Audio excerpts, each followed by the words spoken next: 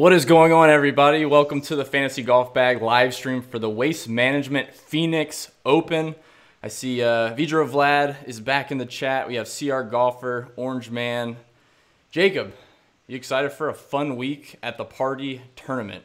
We've had a few days here to kind of figure out our thoughts from the podcast, and now we'll kind of get into some thoughts. So anybody new to this show, we have the Fantasy Golf Bag podcast every Monday night. It releases on Tuesday morning. And this show is basically going to culminate all of our thoughts for the PGA Tour's DFS slate for that week's event. Today's a special night. We have a couple giveaways, which I'm sure you're all excited for if you saw the tweet, which we'll get to in just a moment. But first, let me bring in Jacob. Jacob, how's it going, man?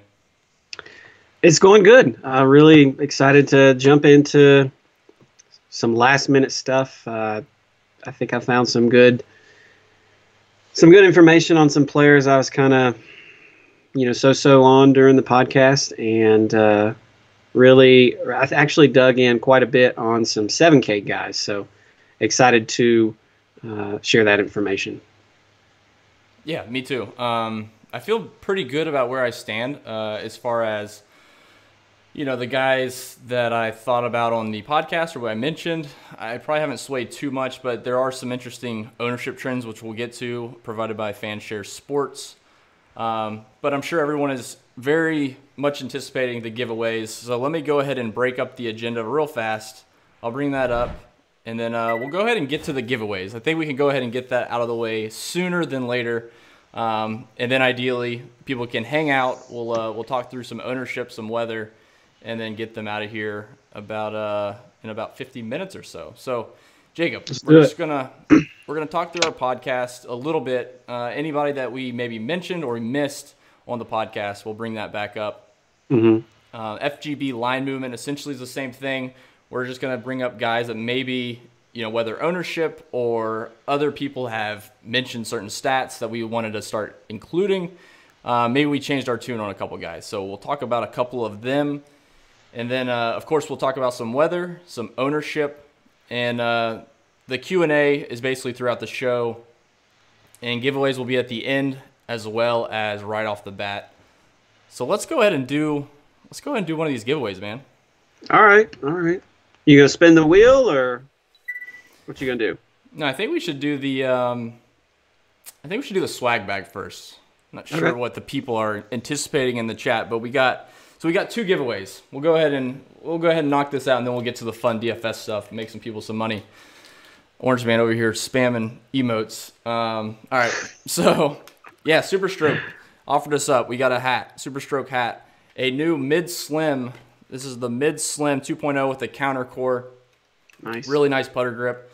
And as an added bonus, I think they just want someone to buy their new Super Stroke grips for their clubs. You'll get one of these new tour wraps to try on a wedge or something like that. And if you're wanting to buy it, then you can. So like we mentioned on the...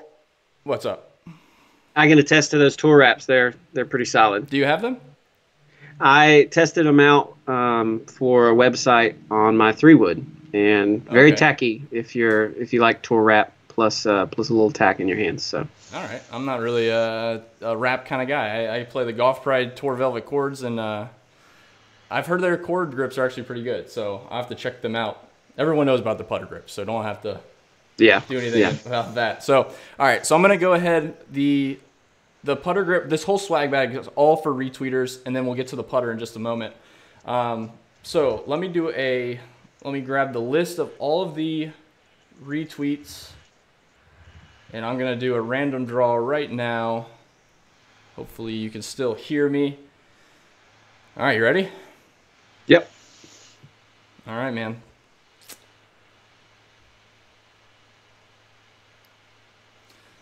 The winner is 129. Chabby C-Baby Wilkes. C-Baby Wilkes, are you in the chat? Interesting name, but yeah, so congrats to C-Baby Wilkes. Yeah, C-Baby Wilkes, congrats. I will write that down. And now the fun one. Let's get to this. Let's get to this real quick. The putter. The putter. You doing it already? Yeah, man. All right. So this one is all the people that are in chat. Like I said, this is going to be a Twitch giveaway. So TaylorMade Awesome. Torch Spider, Super Stroke Grip. It's pretty nice. It's pretty nice. So we're going to do this one. We're going to do this one a little different. Okay. So everybody in chat, stay tuned. I'm going to give you a keyword. All you have to do is enter the keyword. We'll give you about 30 seconds to enter the keyword. We'll do a random draw, and the person will appear in the chat. So let's do this.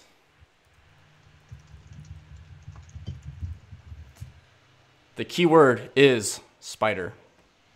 Spider. There it is. Simple enough. So go ahead and type spider into the chat. You'll all be entered into the drawing in about, we'll say, maybe 20, 30 seconds. I'll go ahead and roll it. And let's see who we can give this putter to, man.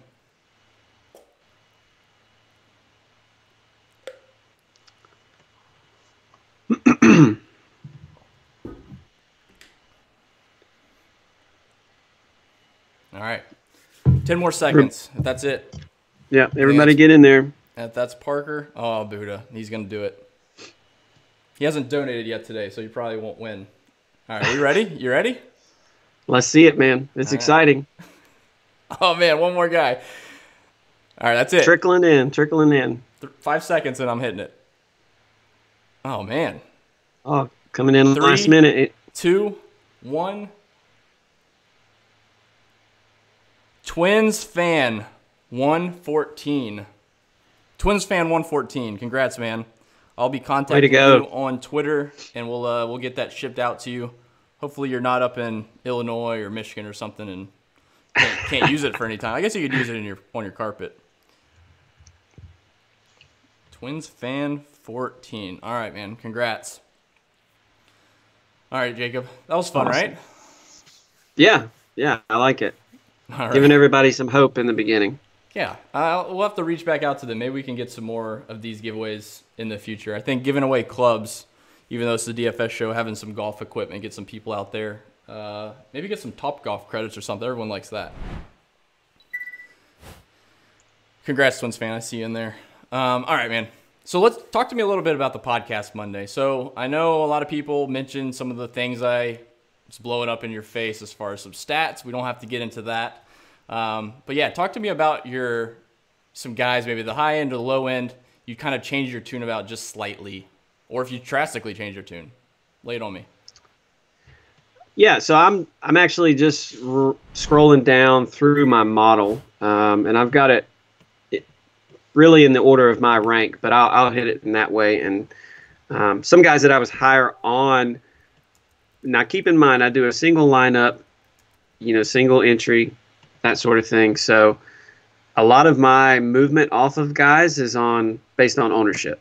So just keep that in mind. Yeah. The first guy is old Benny On. I mean, we can't deny. I think a lot of people are on him this week. I think he's 6th overall in my model. Statistically, he looks awesome in a lot of the categories we're keying in on. But my hesitation is I think that he's going to be over 20%, probably over under like 20, 22%. What do you think about that? I can give you a little sneak peek in just a second. Let's see here. What was your number? 20%, you said? Yeah, you're 20 to 22. It's under that, but not too far. Yeah. Off. So yeah, you're gonna fade him off of that, or you only make a couple lineups, so you're going to decide to avoid that situation. He is a bit expensive, but I mean, I think he's priced right in my opinion. I've heard other people think he's a bit expensive. So, anyone else down lower? Yeah. So I think. Yeah. So I've got some. Scott Piercy surprisingly pops up here, and your face is really small in the box now. I don't know why that is. Oh, is it? Is it moving around more? Yeah, it's all right. Keep there going. Goes. Keep going. That's it.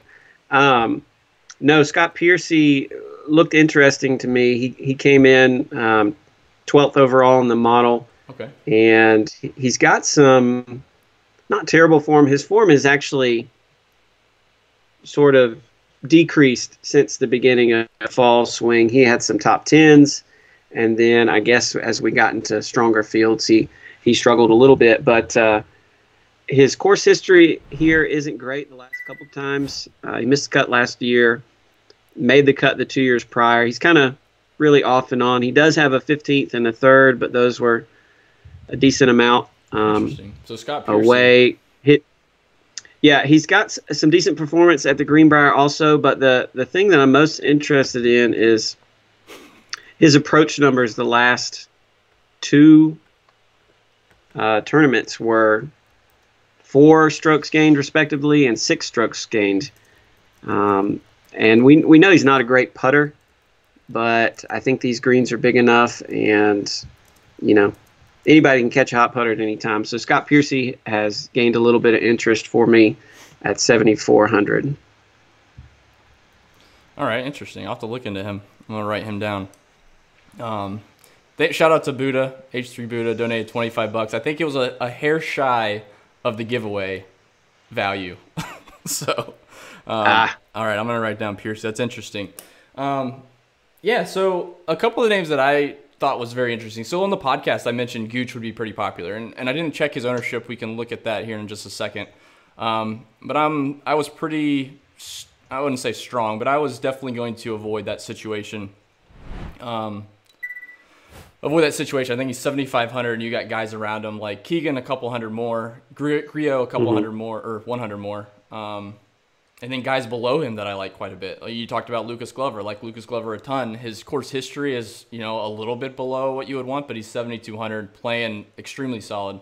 I like Lucas Glover quite a bit. Down at the low end, really, I tried really hard, like outside of Ryder.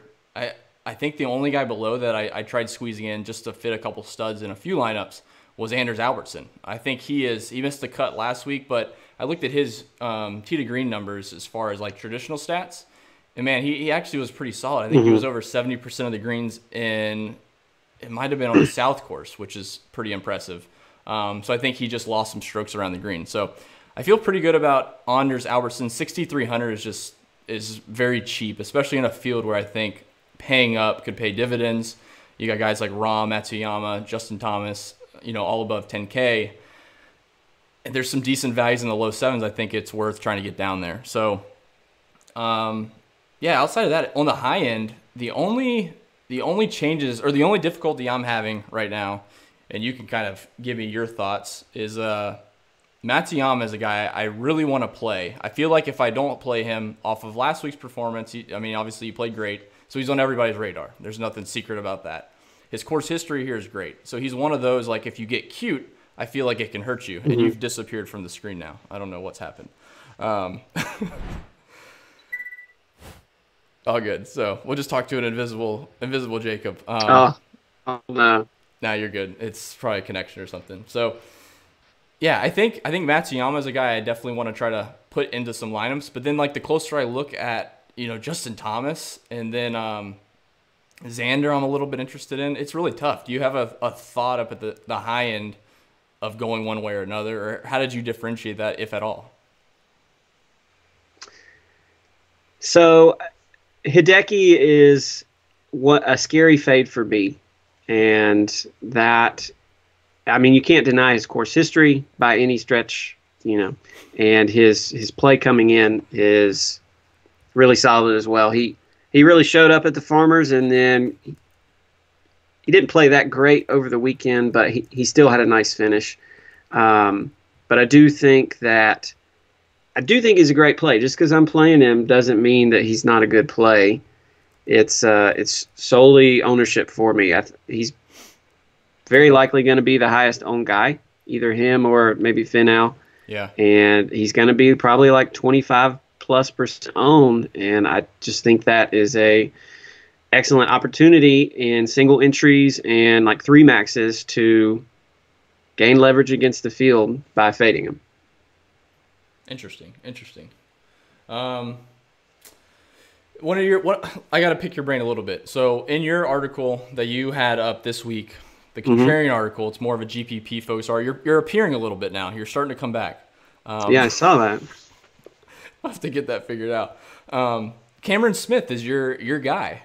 Yeah. Can you just lay that on me just a minute? Because I know his finish last week was pretty good. He's been playing really solid. Mm-hmm.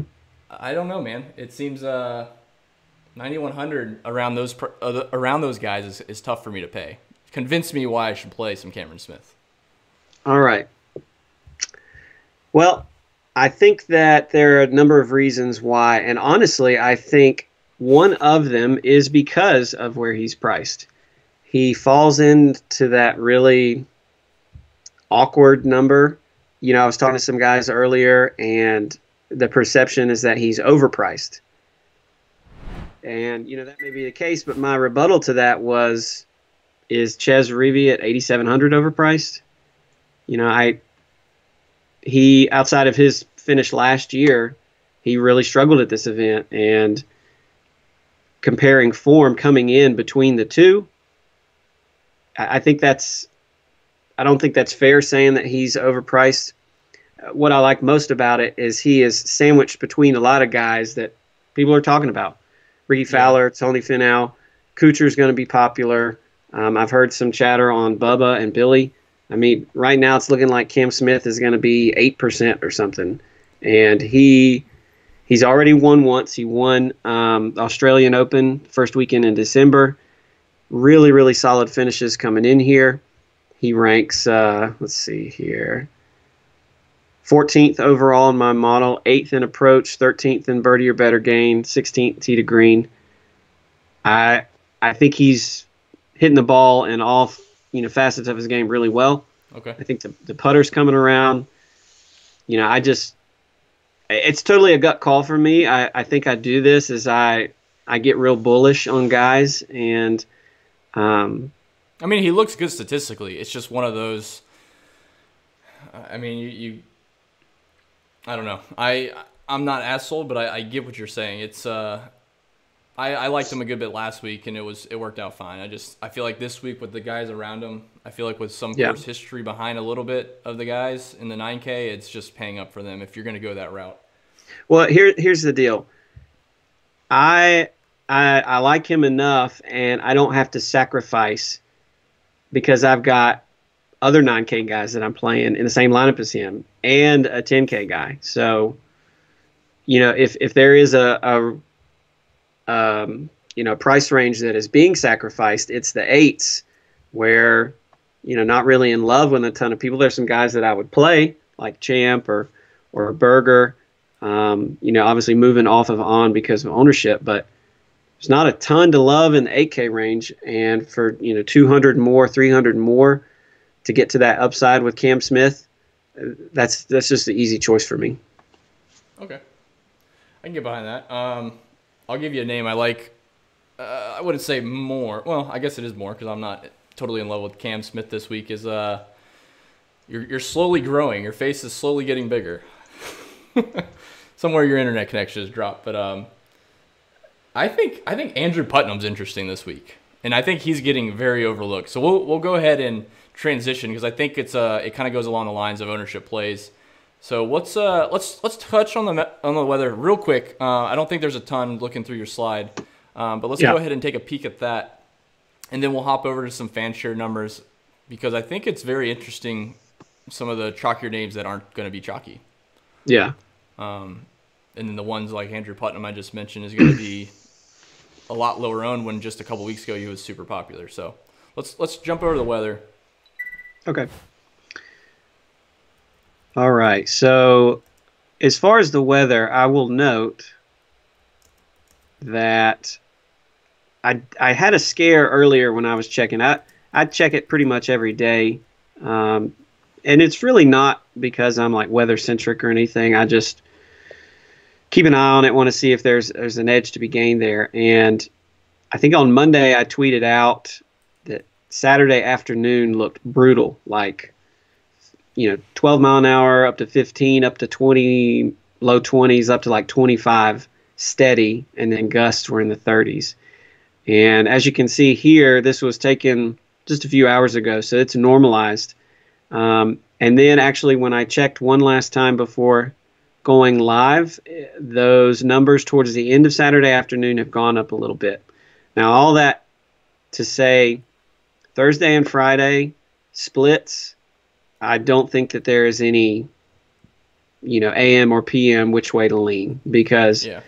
right now as it stands, there might be some wind Saturday afternoon, early Sunday morning. You can see there around the 8 a.m. time frame Sunday morning from the 3 o'clock to 5 o'clock time frame Saturday afternoon. There's a potential, but Okay. I mean, everybody that makes the cut is going to be, like I said earlier this week about that. Let's say you get 6 of 6 through, and just so happens, I mean, the chances you get 6 of 6 through, and all 6 of them are middle of the pack to where they're not impacted by later tee times in the afternoon. That's Yeah. splitting hairs at this point. So Okay. Yeah. So basically, non-existent yeah. as far as right now. I mean, it could change, and on showdowns, it's something to definitely consider. Let's see if you magically appeared.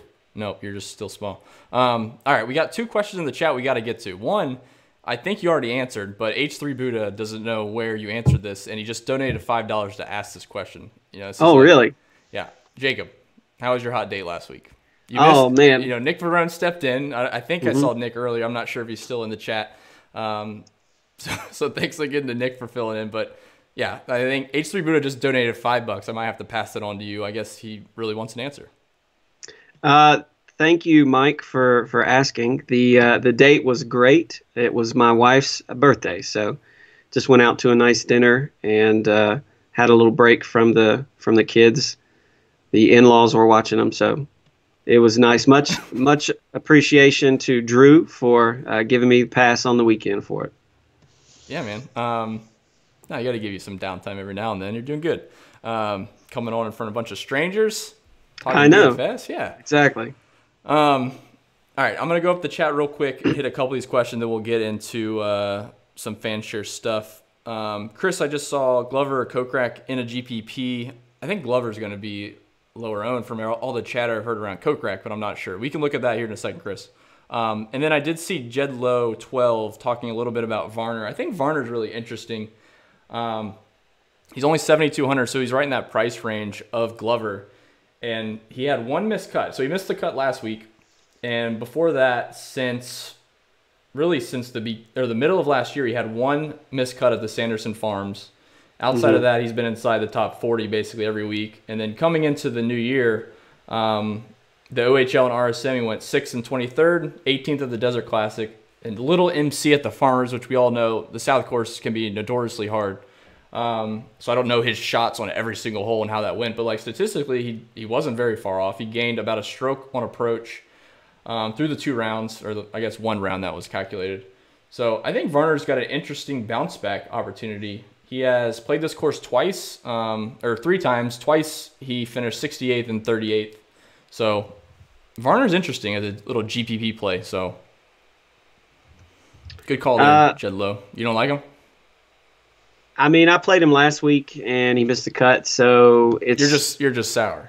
Yeah, it's natural for me to have bias against him. I don't think he's a bad play. I rarely go back to guys multiple weeks. That's your mistake, man. We got all these guys. I know, but hear me out. Unless they are like slam dunks in my mind. Okay. So I mean, I could much easier see myself playing Answer again this week, despite missing a 3-foot birdie over Varner. I feel like Varner kind of just struggled a little bit, whereas Answer was just right there. Okay, I don't think it was that much. I think Answer's been playing better. I'll give you that, but I think for 7,200, I think Varner's pretty interesting. Funny enough, though, real quick, I was talking to someone earlier about Varner, and I made the comparison. JJ Spawn and Harold Varner, I think, are like the same golfer. They almost play well in the same events. They both missed the cut last week, but I was like, I'm not going to go back to Spawn. So interesting little, I don't know, maybe my own bias there. But, exactly. It is. That's what it sounds like to me. Well, I didn't play him and he burned me. I'm just saying, like, I think they're like the same player. And get him confused. It's okay. That's fine. All right, so we'll go ahead and oh yeah, Torrey is way different than the stadium course. So real quick, just this is our betting card. We had a bonus card. It's posted on the website.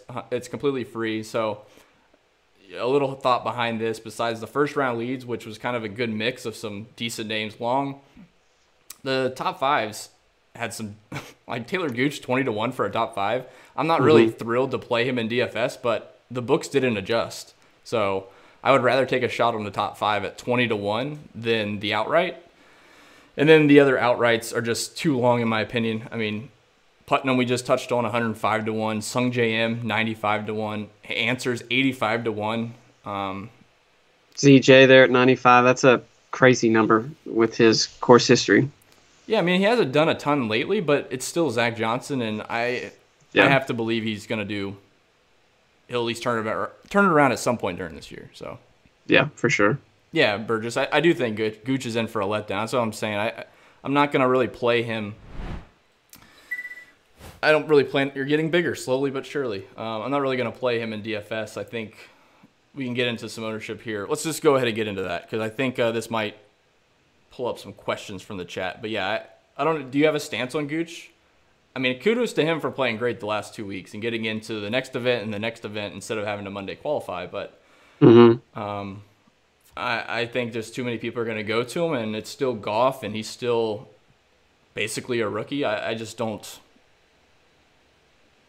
I mean, he's not going to finish top 10s forever, so it's either get out a little early or try to ride it until he misses a cut. And yeah, I guess it's up to you on how you stand on that. But so my only concern with Gooch is that I think that his play was not, I wouldn't say a bit of an anomaly, but I don't know if that is sustainable at that particular level. I mean, he gained almost 6 strokes approach through the entirety of the event. I mean, I don't know if he can maintain that, and I would much rather just hold on him and not chase. I know that, I think there's just another question in chat about him. Or like you said, Burgess said it's for a letdown. I think playing him right now is chasing a bit. So I'm no interest in Gooch for me. Yep. I mean, I hope he goes and plays well. I think everyone's going to be chasing, like you said. And for certainly strokes gain approach is a little bit more sustainable than strokes gain putting. But, I mean, still, his standard, that's still far exceeding it. So, yeah, let's look through some numbers here. I don't know if you can see it on my screen, but we'll go ahead and sort. Again, this is fansharesports.com. You can use the promo code FANTASYGOLFBAG and get 20% off any subscription. And it's a really good tool. I think P-Dub's in the chat. He's been, just tearing this place apart. He just lays out more and more information of random stuff, but it's good. So yeah, I think no surprise here, like we talked about to start the podcast. Hideki Matsuyama coming in number 1 at 26.9%, pretty crazy. Ricky second, 22.9%. I think that's pretty understandable. And then, like you said, Ben on 18.3 is 4th.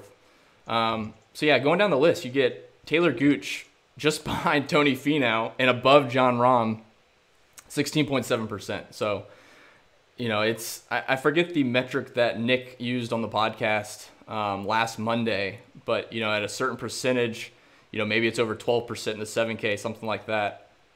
That's a means to fade. Like it's the risk reward is too low. Or I guess the risk is too high for the reward.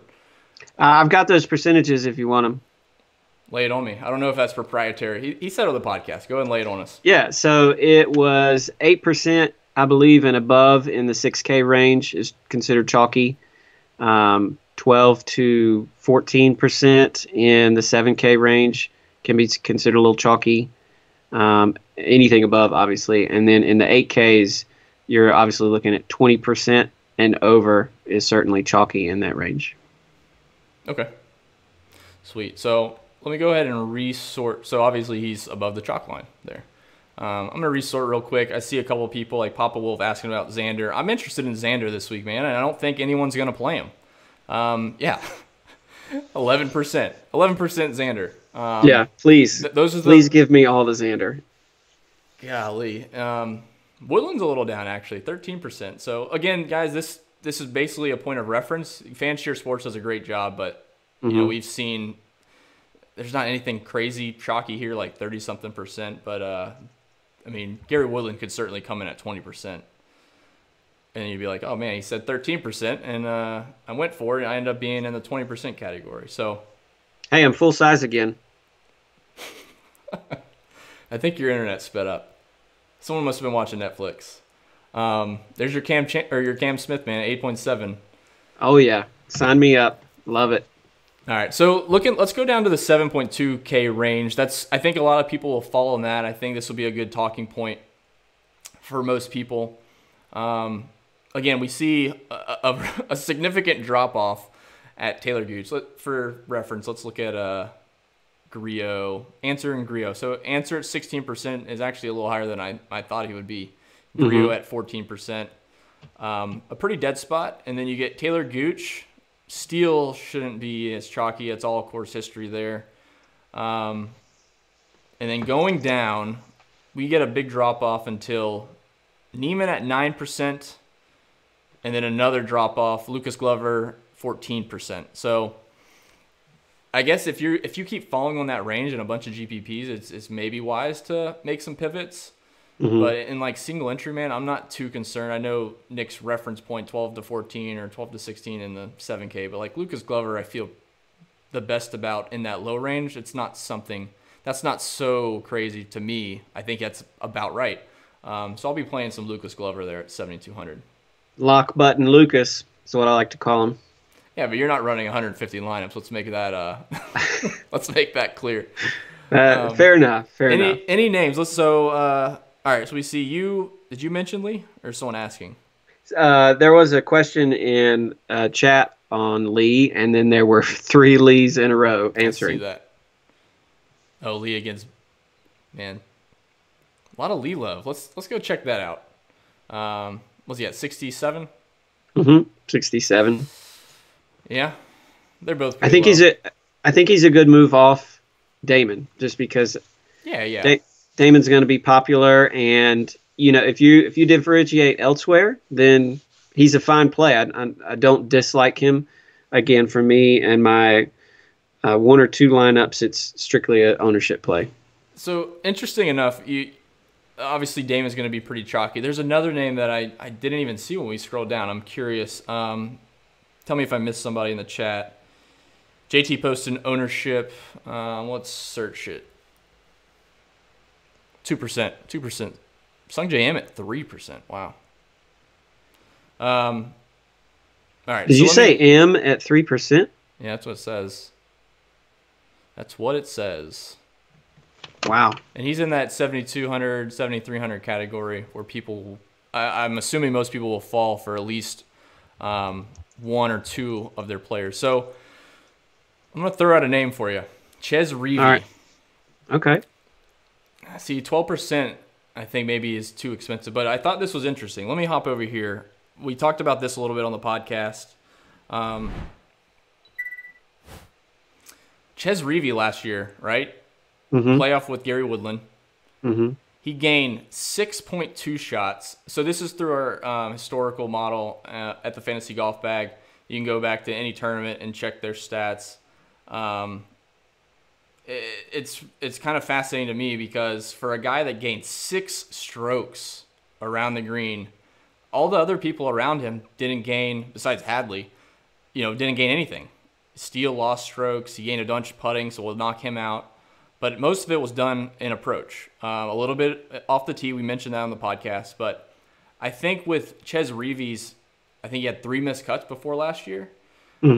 I consider that a little more fluky, even with his good play coming in. So that's something I was really hoping he'd be a little bit more popular. But, yeah, that's something that stood out to me quite a bit. So looking at his scoring, this was also kind of comical. He had 3 eagles. So I guess some of the strokes gained around the green, it was chip-ins. He had 3 eagles. Woodland only had 1. And I don't think anyone else through this entire field, Jamie Lovemark had 2. So Ches Reavie had 3 to the field. Crazy. Yeah. Crazy. Ches Reavie hits it. Let's see what he hits it. 280. He hit a 295 last year, but that's elevation. So yeah, I would say 280. Pretty crazy. But yeah, so let's go back to Fancy real quick, we'll wrap up a couple things on ownership. We'll have to do another giveaway here in one of these segues. But yeah, any names that kind of pop out to you for you're curious, or you can eyeball chat. Jedlow mentioned Keimer, JRB, Albertson. Look at Keimer real fast. And Albertson, I'm actually curious about now that you mentioned it. Keimer at 1.2. For those that don't know, Keimer's been playing overseas. Yeah, I would hope you would know, but Keimer's been playing overseas and actually been playing really well. I'm excited for when Westwood comes over to the U.S. because he's been playing awesome. He's really turned it around. So Keimer 1.2%. Albertson, man. Let's see what we got. I know there was a question on there a bit ago about Kokrak also for you, Drew. Okay, I'll go look at it. Albertson coming just under 6%. I guess that's in that chalk range for Nick, right? Yeah, pretty close. 6K? Pretty close, but I don't mind that. I don't mind Albertson. Either. No. Like, to me, I mean, he can maybe be a little bit higher, and I would still probably do it. If it was over like 12%, it'd be a pass. Kokrak. Okay. We got CR Golfer over there asking about Phil. What are your thoughts on Phil? I'm surprised. So he says not even a single podcast mentioned Phil. Wow. I feel like he's fine in GPPs. I plan to play him, but I didn't think there was anything to talk about, right? I mean, he's got historical, really good history. Playing really well. The Desert Classic he just missed. I mean, I'm gonna play some. I'm definitely gonna play some Phil. Do you have any thoughts on him? Is he gonna make one of your few lineups? Kokrak at 13%, by the way. So, what was your question earlier about Kokrak versus Glover? Right, for ownership. No, not for me. I don't think. I think there were a few Kokrak mentions. Just want some guys in chat want your take on it. That's all. All right, Mickelson, what's your thoughts? I don't mind Mickelson. I think I like some guys better in that 9K range. I like, obviously, Cam Smith better. I'm curious. Right off, I think I like Ricky better, but obviously I like Finau. I like Webb also in this range. But what are your thoughts on Ricky? Because I love Ricky. I love Ricky. Yeah. Even at that ownership, I'm just gonna eat the chalk on. I'm not gonna play him in every lineup, but like 23% in cash games, I'm playing Ricky. Okay. And he's gonna be in a few of my single entry GPPs. He was one of those early on in the week when I was doing some research. He was ones I definitely wanted to rely on. So I feel like that's a fair price. You got guys above. I mean, it's gonna be tough because like Webb looked super good. But Ricky played last week. I like that. So Ricky is my lean on this golf course with him playing last week, even though he played somewhat terrible or somewhat bad. I see one question, Chef Perm. Ollie loves it here, by the way. Yes, he loves something about this place. Yeah, we have a few questions I missed. So let me scroll back up real quick. Thoughts on Kadira this week? Need low-owned sixes. Dude, I didn't look at Kadira. I think 90% of the 6K is going to be low-owned to where you don't have to go Kadira. Yeah. I probably can't see them all, but we can, just real fast. It shouldn't take very long. If you go down to the 6K range, besides, Damon, I assume Ryder will be have some ownership. I'm just looking through here. So... where is Damon? 68. Oh, I thought he was 69. Yeah, so Damon 16%, and then Molinak. 16. Wow. Yeah, Damon's a fade for me, man. Yeah. Molinak's 11%. Nothing. Stricker 6.5%. I wasn't planning to play him anyways. He's probably not a bad play here, but and that's pretty much it, man. I think anywhere in the 6K you can go is going to be low. Satoshi what's Ryder at? Good question. He is at 3.7%. So I was really torn between him and Albertson, to be honest, in cash. Just trying to get a cheap guy and sneak in the cut. If they play well, great, but it would help me pay up for, 3 guys above 8.5. Yeah. But yeah, 3.7K for Sam, or 3.7% ownership for Sam Ryder. Let's see. We got a couple. I think I missed. Yeah. So Kadira, no for you. I mean, I'm not. Yeah. I wasn't playing no. Kadira. I don't need someone that bad. Yeah. No Kadire. Doozy did ask about Ryder. So yeah, I like Ryder quite a bit. He actually played pretty solid last week. I was looking at his tee to green numbers, and I mean, it's a tough golf course, the South. He wasn't too far off. So, who's your favorite play? 7.3K and under, minus Damon and Glover. That's coming from Billy. Yeah, so Glover, I think, was your favorite play. I'm not really thrilled with Damon, so that wasn't even going to be on my list. Under 7K. Or 7.3? Under 7.3K, sorry. You have a number? Yeah, I've got one if you've got one. Go for it. Neiman. Really? Bounce back. Hmm. I think Bo Hosser would be mine. He was one I was looking at. I should have mentioned that one earlier too, but Bo Hosser finished like 14th or 17th last year, I think. I thought you were going to say M.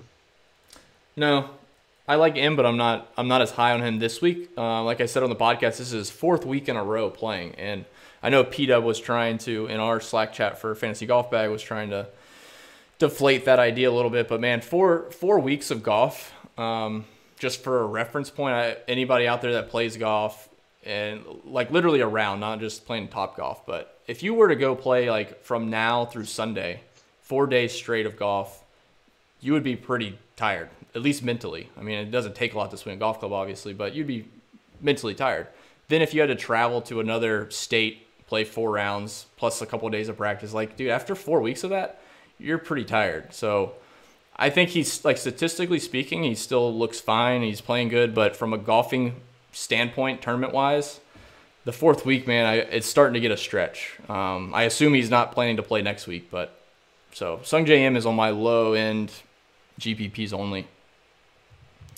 Any other questions? Wolf is going to be 20%. I'm curious if he even has a projected ownership.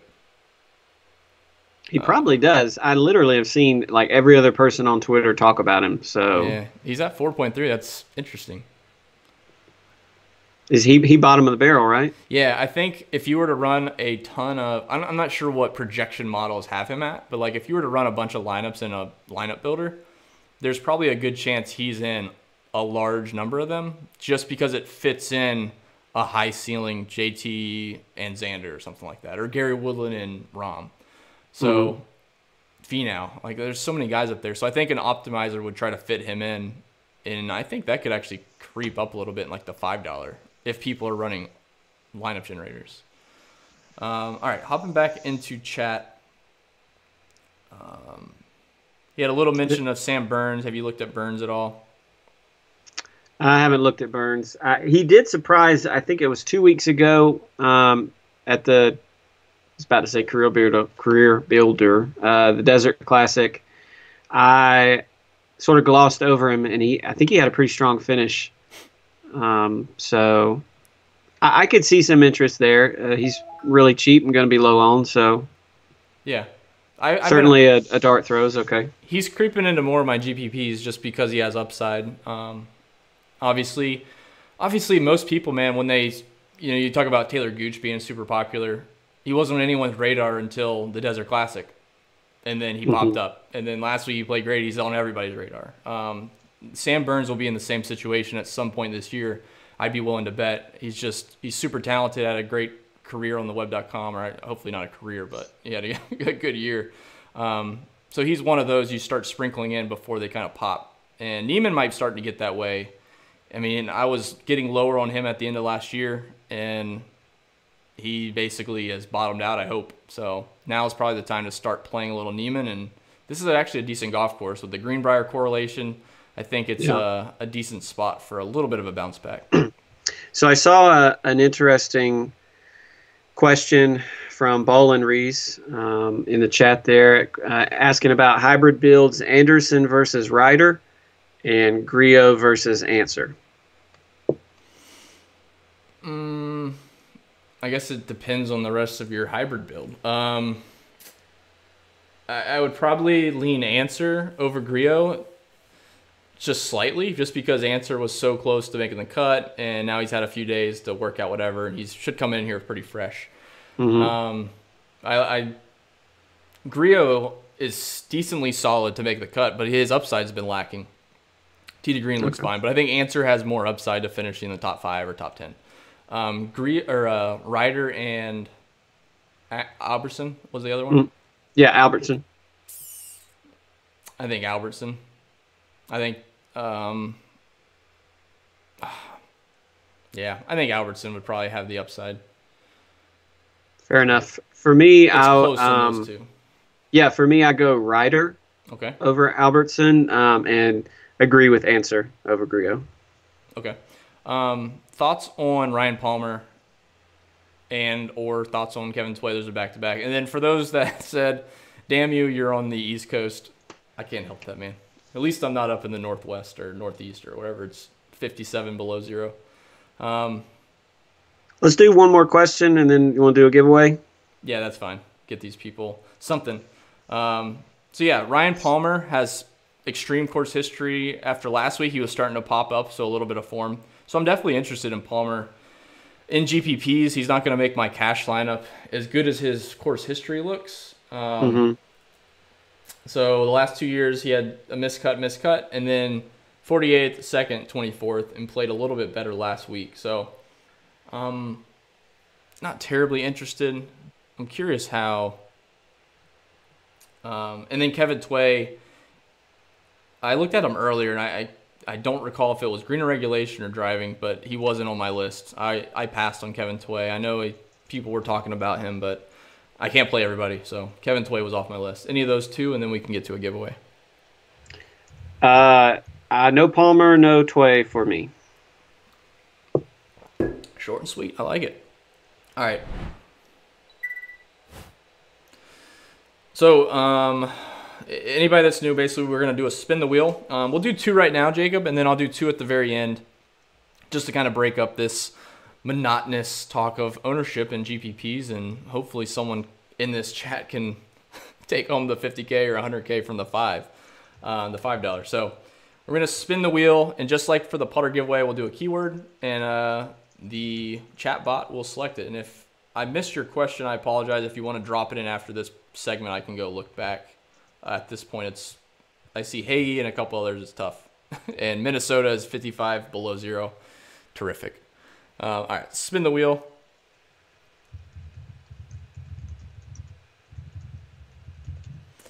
FGB T-shirt. So we'll be giving away an FGB T-shirt. Let's do something fun. Keyword is party. Party. I like it. Oh. I see you threw party in there, Jacob. You can't win, buddy. You started it. You threw your name in. I can't win. It won't let me win. Well, we're not showing a bias. We're trying. That's true. All right. 5 seconds and I'll... Oh, look at Walterworld going... Oh, he misspelled it. All right. So, 3, 2, 1... You missed it, C Baby Wilkes. C Baby Wilkes, you already won a swag bag. Maybe we'll throw in a T-shirt for you too. All right, so who is that? Bar Down 4507 FGB T-shirt. All right, and then we'll do one more. Let's spin this guy, and then we'll finish up with some final thoughts and final Q&A. Oh, you get the OG T-shirt. Ooh, saucy. Shout out to Chris Ferreter if he's in the chat. His company made all these OG T-shirts at the end of last year. JMO, no, you did not win the putter. I'm sorry. All right, so keyword for this one is Ollie. Ollie. Someone said Ollie likes this place. Yeah. Ollie. Interesting. You could have gone so many different routes with that, but My brain works in weird ways, man. See where your head's at this week. Oh, see Finley's back in the chat. You're going to take something down with Ollie in your lineup. I am not.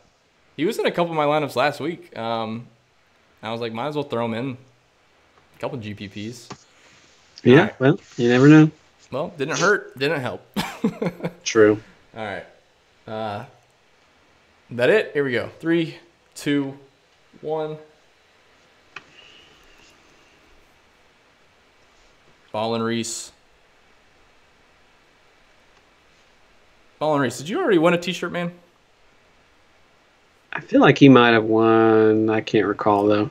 All right. Well, we'll do 2 more in here in just a minute. Let's finish up with your final thoughts, man. So Scott Piercy was one that you added to your list, so I'm going to look at him. Mm-hmm. And then outside of that, man, I think it's pretty straightforward this week as far as I'm concerned. I think there's plenty of good ways to go up in the 9 and 10K range. Honestly, you can spend way too much time trying to figure out which way to go. Like I was having a tough time with only a handful of lineups between, like, do you play Woodland or do you play Finau? Do you play them with a JT or a Hideki? So yeah. I think there's a lot of good ways to go up there. And like you said on the podcast Monday night, the damage will be done in the 7K range. So just like last week, everyone fell on answer, which was, I mean, it was a good play, no doubt. He missed by 1 shot. He missed a 3-foot putt. Where people fall in the 7K range is going to make or break their lineups, because this field only has 132 guys. So a higher percentage of 6 of 6s will probably get through, or should get through. Mm-hmm. So yeah, I think, lineup construction to me is really fun these weeks, because you can kind of, wouldn't say manipulate your 7K range, but like if you dropped a little bit into a 6K, like say you had a, 8 point, what's been on it? 8.6? Yeah. Say you had Griot at 7.6 in that same lineup, and you dropped him down to Ryder at 6.5. Now all of a sudden you have $1,000 more. There's a lot of different ways you have to do like 2v2s. It's to me, lineup construction is really fun these types of weeks. They do a good job with pricing. You have a lot of opportunities. So I think it'll be a lot of fun. It's I'm definitely considering adding a few entries into some more GPPs, just to touch on guys that maybe I missed in my main lineups. Mm-hmm. I think it sets up well for that. So do you have any closing thoughts as far as the structure? And then while you're saying that, I'll look through the chat to see if there's any questions. I see a couple there, so I'll write those down.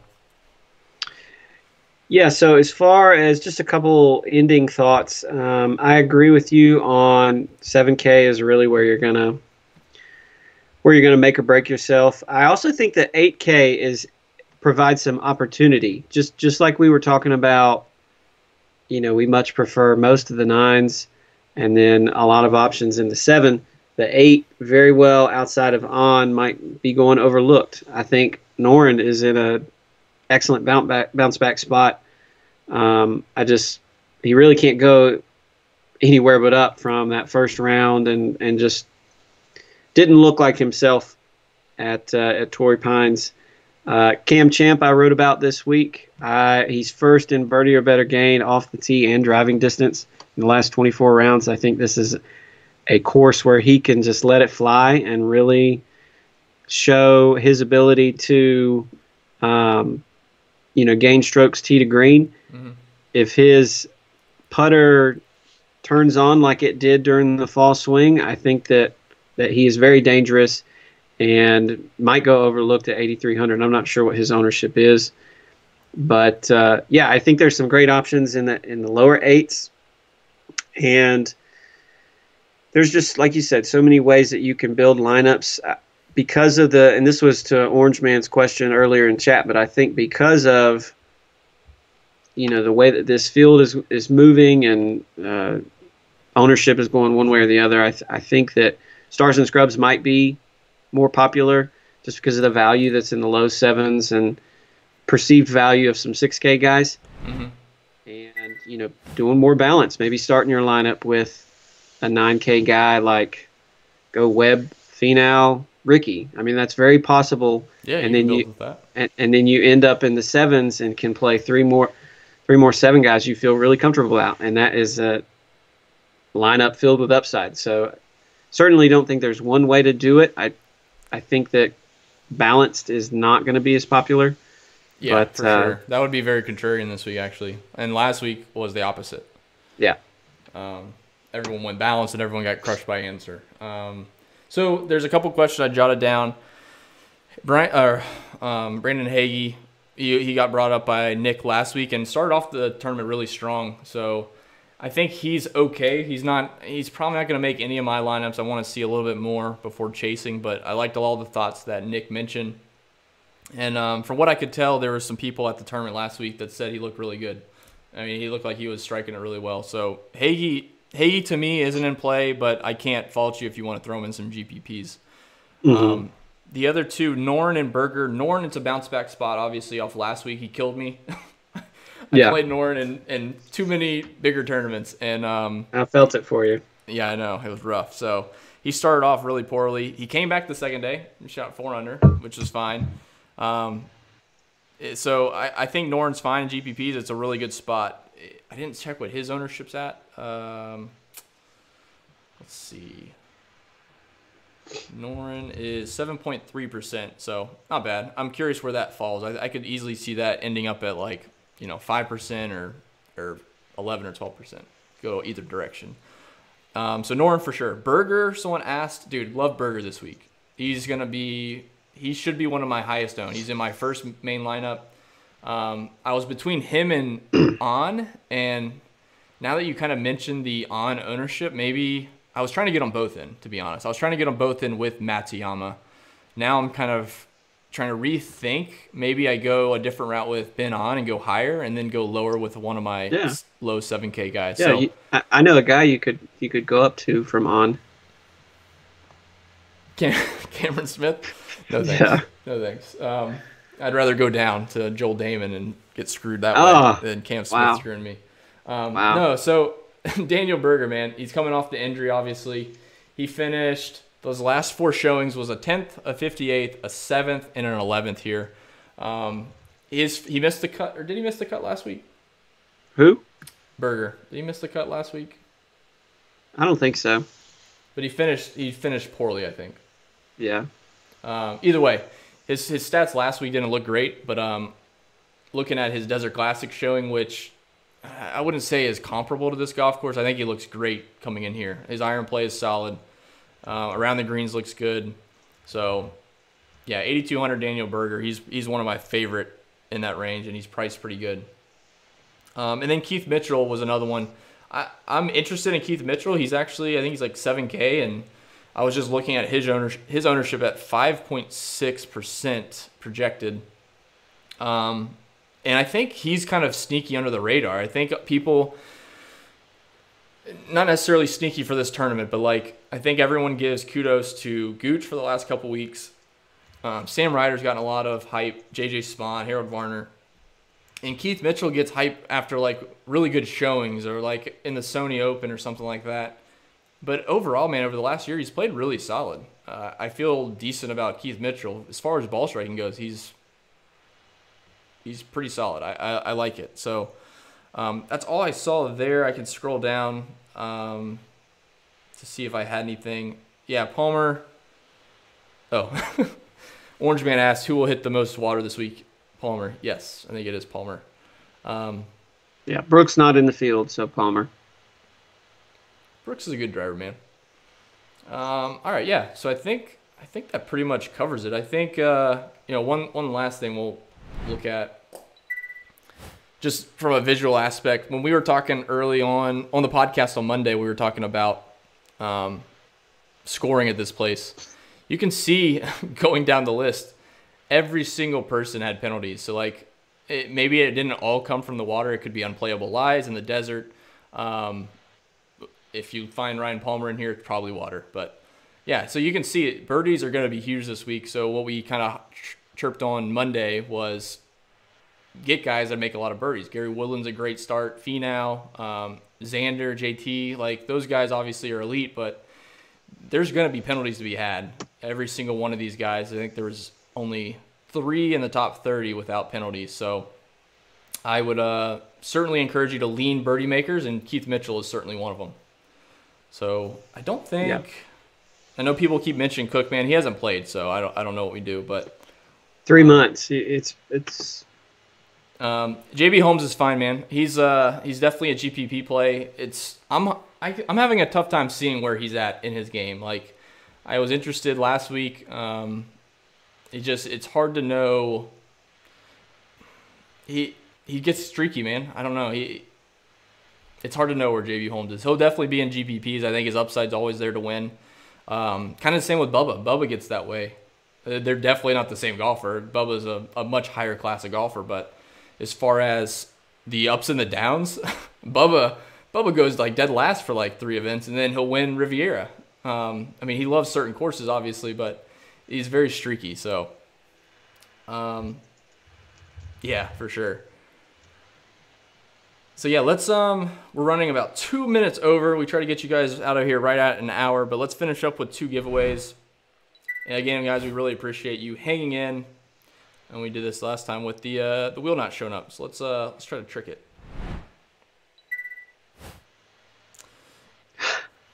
Don't worry. I'm just trying to. There we go. All right. So, how do you think Bubba playing the new yellow Pro V1X? How do you think of? Honestly, he's already played different colored golf balls. If he's playing a ball that he likes, the ball doesn't react any differently. And I don't think in his mind he sees anything weird. So that's not a concern. And then some of these guys, man, changing equipment this time of year going into the U.S. Open, it's pretty common. It's there's not much you can do about it. So guys like Ricky just changed balls. Like, I don't know how testing went. I know I was talking to one guy who was talking about he changed his glove and his ball. Is that bad? Well, we just saw Justin Rose switch irons. And honestly, man, changing clubs is not that big a deal when the shafts are about the same. Like, clubs, the whole key to golf clubs is the shaft. You could give me any head in the world. I mean, as long as it's a decent head. If my shaft is good or matches to any other club shaft that I hit good, I'll hit it fine. And that's exactly what happened with Justin Rose. So, Orange Man harassing the Nightbot. All right, guys, let's spin this wheel. If you have any last-minute questions, pop them in there. Let me try to finish up some of these formalities. And, again, congrats to Bar Down. Or not Bar Down. He won the T-shirt. C-Baby Wilkes for the swag bag. And Twins Fan 114 for the spider putter. All right, FGB T-shirt again. Give me a keyword, man. Let's go WM. WM. All right. WM. Type WM in the chat to be entered for a T-shirt. Orange Man, how many beers have you had today? Afternoon. He started early. Don't ask him that. Yeah, you lost count? Probably. Just Bob. It's WM. There you go. Trying to help the people, man. I call the over on 5. Yeah, I think that's accurate. I'll take that one. All right, let's go ahead and... Is anyone out there? All right, I'm rolling it. Still here. Wow. The last guy in. Boone Creek, congrats, man. Yeah, Doozy, that's weird. All right, one more.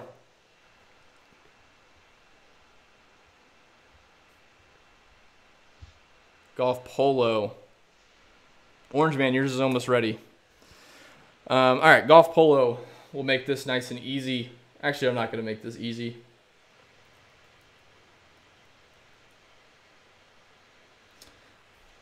All right. You ready for this one, guys? Are y'all ready for this? Keyword is Schauffele. As in Xander Schauffele. You got 30 seconds. Good luck with that one. Let's see who the first person to type it in right. No responses yet. No responses. They just give up. Oh, there it is. There's one. Accurate. Copy paste. Accurate.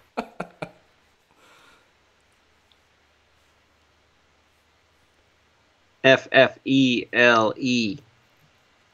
King of Heartsy, it's going to be just Shoffley, man. If you have Xander Shoffley, it won't pick it up. Just FYI. Just Shoffley. Just Shoffley. We're trying to give Xander some good vibes this week.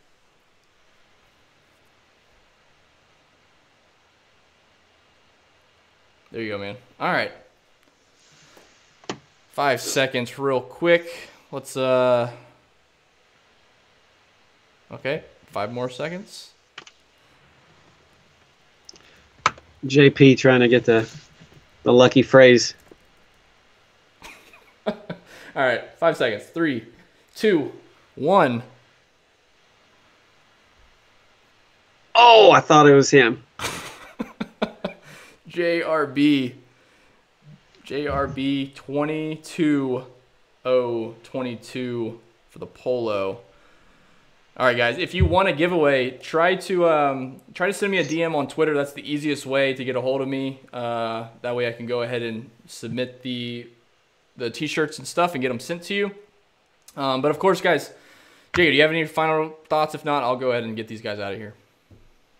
No. I just said it earlier about lineup construction, but I think we hit a lot of good stuff tonight. Excited to get it started tomorrow, and good luck to everybody, man. I know we put in the work, do the process, but yeah, let's get some green screens. Yeah, we need some after last week. So thanks again, guys, for tuning in to the Fantasy Golf Bag live stream for the Waste Management Phoenix Open.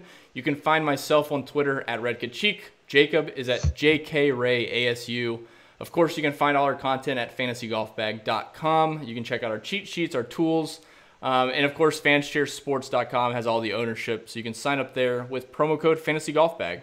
So without anything else, guys, good luck this week. Thank you so much for tuning in for the show, and we'll see you next week here, 9 p.m. Eastern on Twitch. Have a good one.